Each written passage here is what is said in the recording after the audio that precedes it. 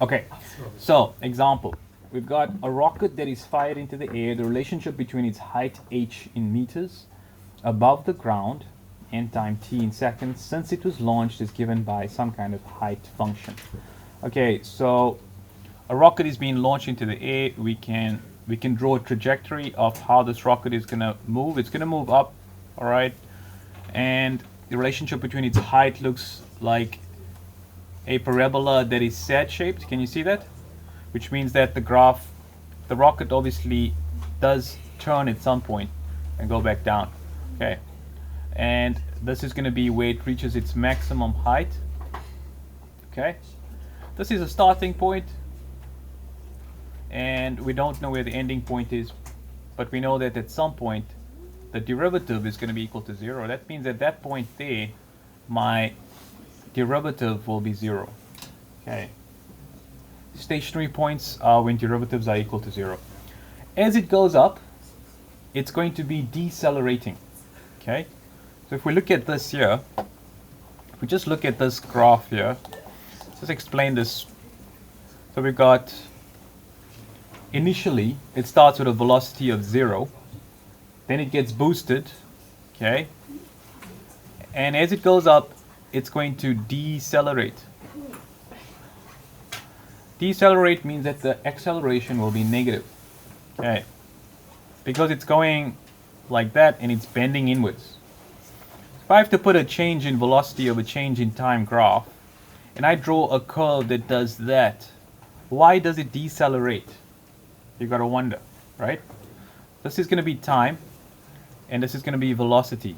If I just take 2 points, call this V1 and V2, T1 and T2, then I go V3, keeping this distance exactly the same, let's say, okay? And that's V3.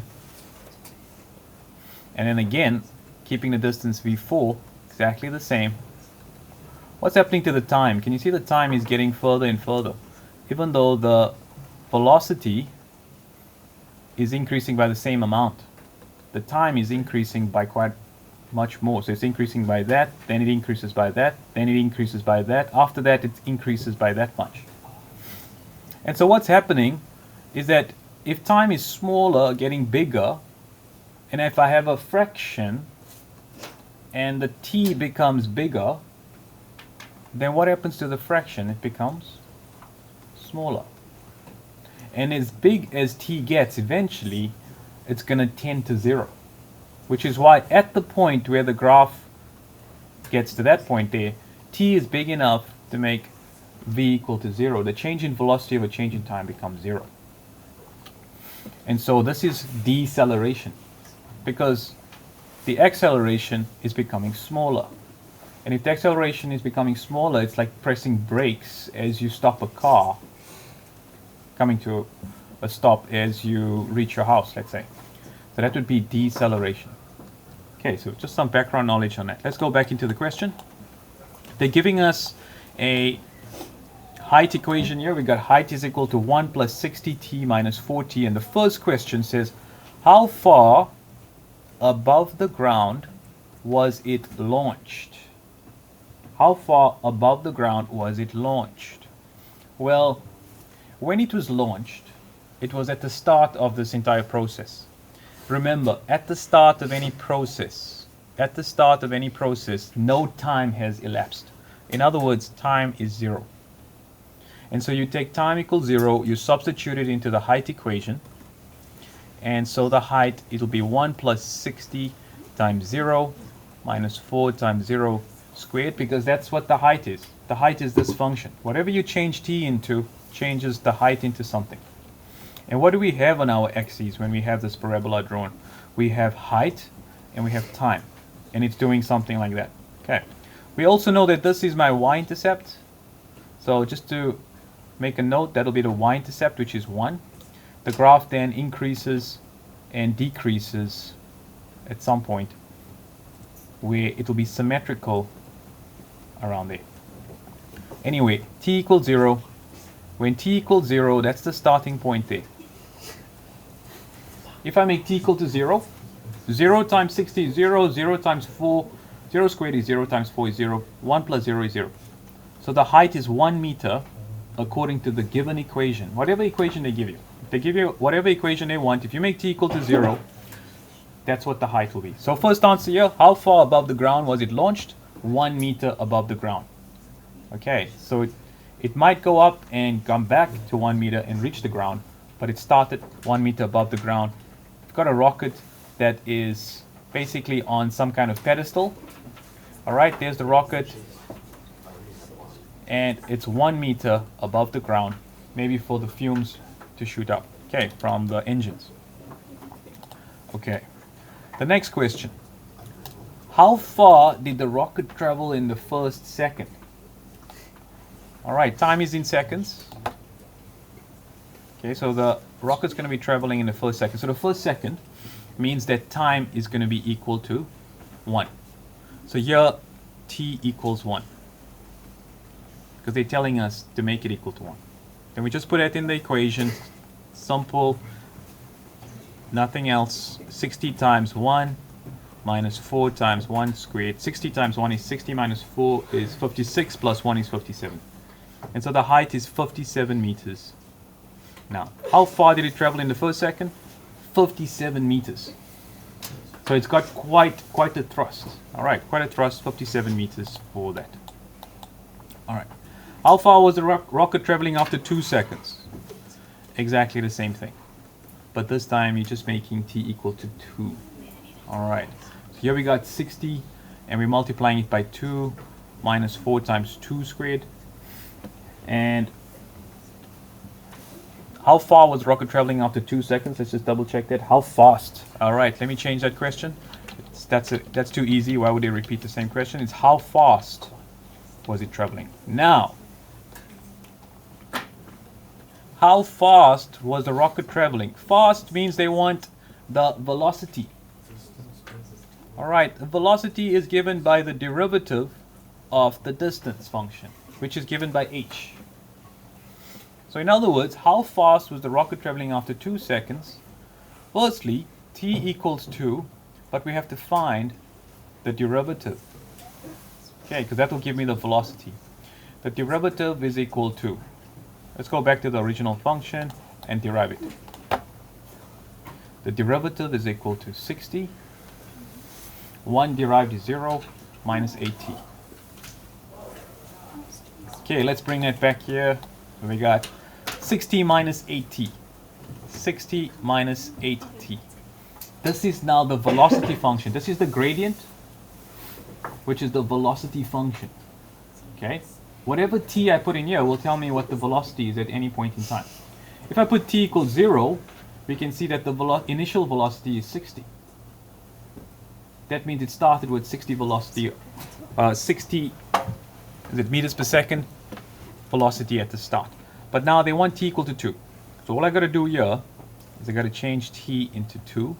And so I get 60 minus 8 times 2. And that becomes 44 meters per second. After 2 seconds, that's the velocity. Okay, we can call it v as well. All right, question number D. Calculate the rocket's acceleration after 2 seconds. How do we find acceleration? Let's go back here. If I want to find acceleration, I have to find the derivative of the velocity function. Or I have to derive the distance function twice. All right.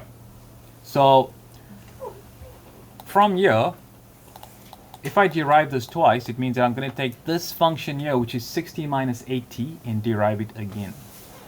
Okay. So the double derivative is equal to negative 8 because the t disappears here. And this is going to be your acceleration. Okay, acceleration equals double derivative, which is negative 8, and we're done. Meters per second squared. We just double derive it and we got the acceleration. It's a solid value. We can see it's decelerating. All right, that's deceleration because it's a negative. So it's getting slower and slower. What is the maximum height reached by the rocket? The maximum height is reached when the derivative is 0. When the initial derivative is 0. So if I take my derivative function, 60 minus at, and I make it equal to 0, then I can find t. Alright, so the graph goes up and down. At the peak, the velocity is 0. That's when its maximum height is reached. That's a maximum. That's when the derivative is 0. Now the derivative is given by, we worked it out, the derivative is 60 minus at. 60 minus at. If I make this equal to 0 and I just find t, it'll give me the time at which that happens. That'll give me information for my x-axis of what the time should be at that point. Okay, this is going to become 60 divided by 8, which is equal to t, and that will be 7.5 seconds. So that's going to be 7.5 seconds later, it will reach its maximum. Done. Okay, last question. When was the velocity of the rocket equal to 12 meters per second? So now you're given the velocity. No, when was the velocity? You're given the velocity, yeah. And when you see the word when, they want time. So what is t when the velocity which is given equals 12? Now my velocity is given by this function here. So surely I can just use that equation and change my velocity into 12 and then find the time that happens. I then solve it and I get t equals to 6 seconds.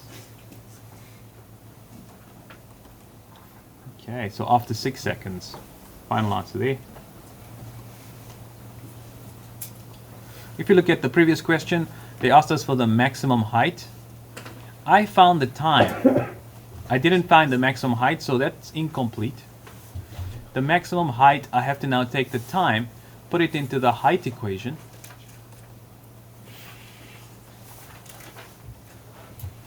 And once I substitute it back into the height equation, that's when I get my height. My height equation was given in the question. 1 plus 60t minus 40t squared. So I put that in there. And I got height equals to 1 plus 60t minus 4t squared. So the height's going to be 1 plus 60 times 7.5 minus 4 times 7.5 squared. And so the height is 226 meters, answering the question there for that one. Okay. All right, looking at these questions over here, that's the whole question there. Remember that we're dealing with 3 different parts here. We're dealing with the height, which is my initial amount, and then I'm moving into my velocity, which is the derivative, and then I'm moving to my acceleration, which is my double derivative, or my single derivative of velocity. Over here, they're asking for speed. Over here, they're asking for height. And in each case, we're doing time. If I go this way, remember I am deriving. Let's find a derivative. And if I go backwards, it's the integral, if needed. Okay, thanks.